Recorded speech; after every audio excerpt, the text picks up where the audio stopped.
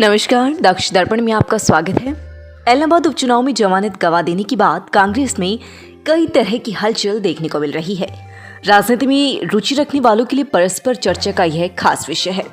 हरियाणा में आगे कांग्रेस का क्या स्वरूप होगा, इसे लेकर भी राजनीतिक हलकों में सुगबुगाहट देखने को मिल रही है। पंजाब की तरह हरियाणा में भी कांग्रेस को अपने नेताओं में बैलेंस बनाने के लिए भविष्य में मतलब संभवतः पंजाब के चुनाव के बाद बहुत बड़ा फेरबदल करना पड़ सकता है।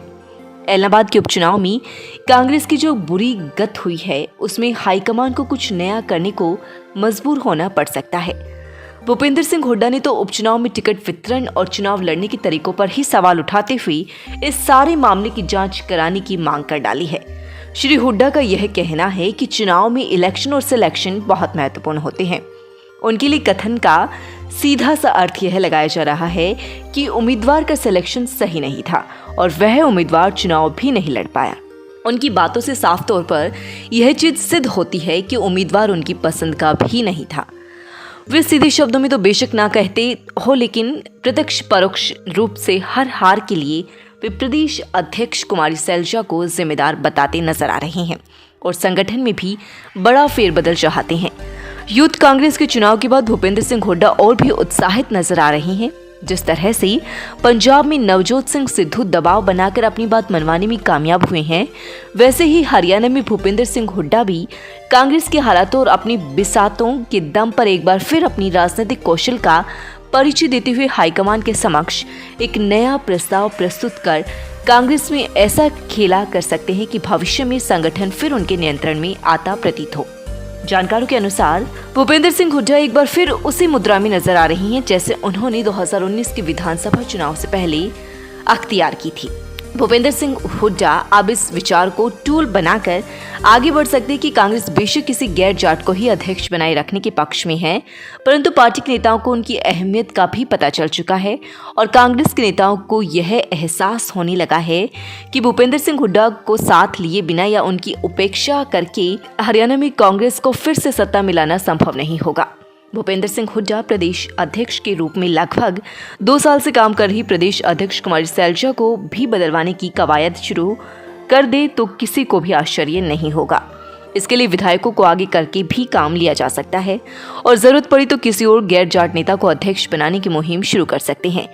प्रिय वीक्षक मानते हैं कि उन्होंने कुमारी सैलजा को अध्यक्ष बनाने की पेशकश और प्रयास डॉक्टर अशोक तंवर को अध्यक्ष पद से हटाने के लिए किया था और वे अपनी राजनीतिक सूझबूझ का परिचय देते हुए यदि कुलदीप बिश्नोई को भी आगे लेकर चल पड़े तो कोई आश्चर्य नहीं होगा, क्योंकि उन्हें पता है कि टीम कुलदीप बिश्नोई के पास भी नहीं है, परंतु गैर जाट मतदाताओं में से एक संदेश जा सकता है कि जो कांग्रेस के लिए सुखद होता है। श्री हुड्डा कांग्रेस के नेताओं को यह सुझाव देते हुए हैं, दलितों को प्रतिनिधित्व देने के नाम पर कांग्रेस ने पंजाब में चरणजीत सिंह चन्नी को मुख्यमंत्री बना तो दिया है, हरियाणा में गैर जाटों के प्रतिनिधित्व के नाम पर कुलदीप बिश्नोई को प्रदेश अध्यक्ष बनाकर भाजपा को कमजोर और कांग्रेस को मजबूत किए जाने के तर्क के साथ आगे बढ़ सकते हैं। भूपेंद्र सिंह हुड्डा जानते हैं कि पार्टी के बड़े नेताओं की यह राय बनी हुई है कि गैर जाट मतदाताओं के भाजपा से कांग्रेस में शिफ्ट हुए बिना हरियाणा में उनकी सरकार नहीं बनेगी और हरियाणा के पूर्व मुख्यमंत्री चौधरी भजन लाल के वोट बैंक के भाजपा में शिफ्ट हो जाने के कारण ही भाजपा सत्ता में आने में सफल हुई है। ऐसे में कांग्रेस के पास गैर जाटों को आकर्षित करने का एक चेहरा और है चौधरी भजन लाल का बेटा कुलदीप बिश्नोई। बेशक कुलदीप बिश्नोई उनका पुत्र अपने ही चुनाव क्षेत्र हिसार लोकसभा से चुनाव हार चुके हैं, परंतु लोग यह मानते हैं कि यदि कांग्रेस उन्हें मजबूत बनाने का फैसला ले ली तो पार्टी की भी बात बन सकती है। कुलदीप बिश्नोई भी कुमारी सैलजा की तरह हरियाणा के सबसे बड़े जिले हिसार से ताल्लुक रखते हैं, जिनमें 7 विधानसभा क्षेत्र हैं।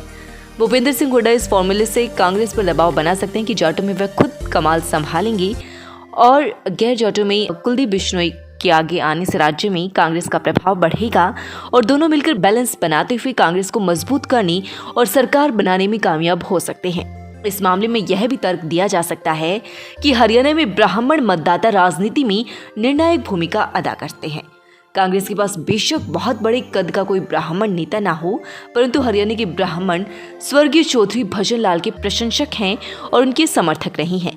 यदि कुलदीप बिश्नोई को अध्यक्ष बना दिया जाए तो न केवल ब्राह्मण बल्कि उनके साथ गैर जाट मतदाता, विशेषकर पिछड़े मतदाता भी कांग्रेस की ओर आकर्षित हो सकते हैं। बेशक यह भूपेंद्र सिंह हुड्डा की एक राजनीतिक चतुराई होगी और वे इससे पीछे अपना भी एक बड़ा स्वार्थ पूरा करते नजर आएंगे। परंतु हुड्डा समर्थक यह मानकर चलते हैं कि यह बात अब कांग्रेस के भी समझ आ जाएगी कि कुमारी शैलजा से काम चलने वाला नहीं है।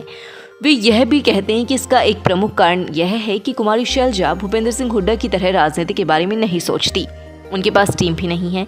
वे लगभग 2 साल में अध्यक्ष रहते हुए भी संगठन खड़ा करने में सफल नहीं हो। प्रदेश में संगठन की जो कमेटी बननी है, मतलब पदाधिकारियों का चुनाव किया जाना है, प्रदेश में कांग्रेस का पुनर्गठन होना है, वह भी अधर में लटका हुआ है। इसमें कोई संदेह नहीं है कि भूपेंद्र सिंह हुड्डा इस मामले में जैसे तैसे भी कमान अपने हाथ में रखना चाहते हैं। कुमारी शैलजा के समर्थक महीनों से ये कहते आ रहे हैं कि पदाधिकारियों की सूची आजकल में ही आ रही है, लेकिन अब हालात ऐसे हैं कि यह सूची पंजाब उत्तर प्रदेश के चुनाव तक आती नजर नहीं आ रही। जानकार कहते हैं कि भूपेंद्र सिंह हुड्डा ने यह कमेटी बनानी नहीं दी और कुमारी शैलजा बनवा ही नहीं पाई। युवक कांग्रेस के चुनाव में भूपेंद्र सिंह हुड्डा न केवल अपने प्रदेश अध्यक्ष बना ले गए, बल्कि समस्त हरियाणा में अपने समर्थक नेताओं की संस्तुति पर ऐसी टीम बनाने में सफल हुए कि लोग यह कहने को विवश हैं कि असल में राजनीति कैसे होती है, यह भूपेंद्र सिंह हुड्डा से ज्यादा हरियाणा में कांग्रेस में कोई और नेता नहीं जानता।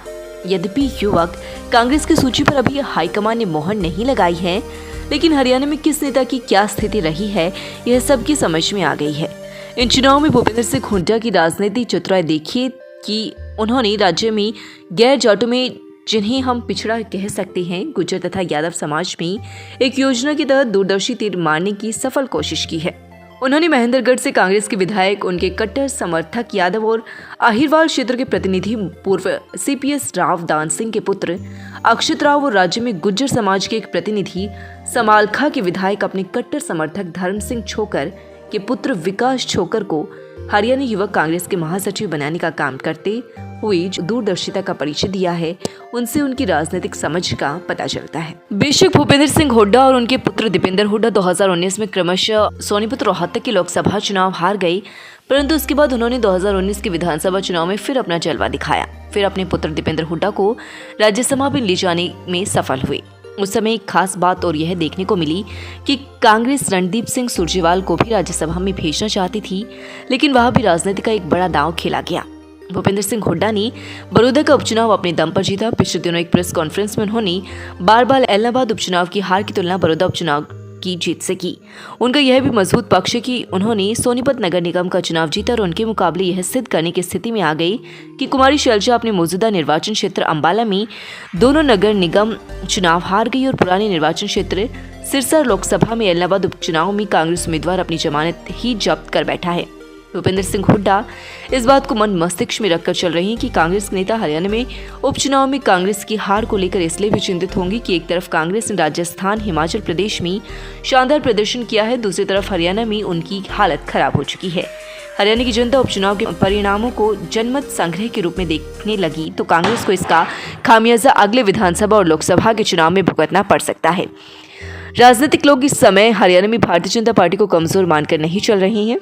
बता दें कि न चाहते हुए भी हालातों के साथ समझौता करते हुए कांग्रेस के नेताओं ने नवजोत सिंह सिद्धू की बात इसी दृष्टिकोण से मानी है कि परिस्थितियों के साथ समझौता उसी तरह करना चाहिए जैसे भारतीय जनता पार्टी ने हरियाणा में किया। उनके नेताओं ने 10 विधायकों वाली जननायक जनता पार्टी के नेता को अपने सिर पर बिठाने का फैसला अपने राजनीतिक विवेक के दृष्टिगत लिया।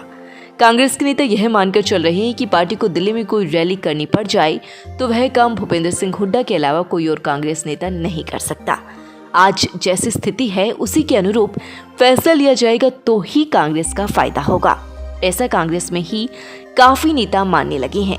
इस समय राज्य में महिला कांग्रेस के नेतृत्व को नई दिशा दिए बिना भारतीय जनता पार्टी से लोहा नहीं लिया जा सकता। प्रत्यक्ष को प्रमाण की जरूरत नहीं। हरियाणा में महिला भाजपा संगठन अब तक का सबसे मजबूत संगठन बन गया है। इस मामले में कांग्रेस को भी आमूल चूल परिवर्तन करना होगा। यह बात भी कांग्रेस में दबे स्वरों में आने लगी है। चंडीगढ़ से दक्ष दर्पण और देश कल तक के लिए संपादक धर्मपाल वर्मा की रिपोर्ट।